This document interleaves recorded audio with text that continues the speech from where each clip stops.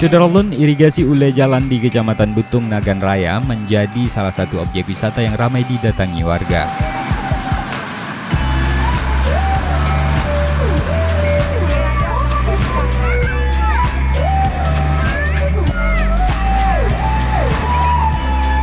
Irigasi yang diperuntukkan sebagai penyedia air ke lahan pertanian warga memiliki panorama yang indah serta dikelilingi pepohonan yang rimbun.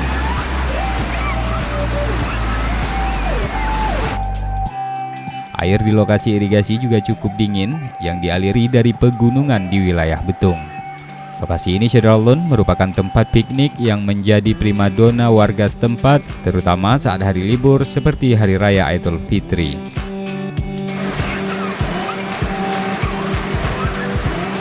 Dingin kali.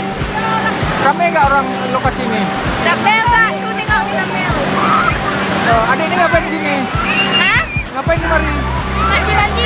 Mandi air ini. Dari Sukamakmur, Rizwan, Serambi on TV.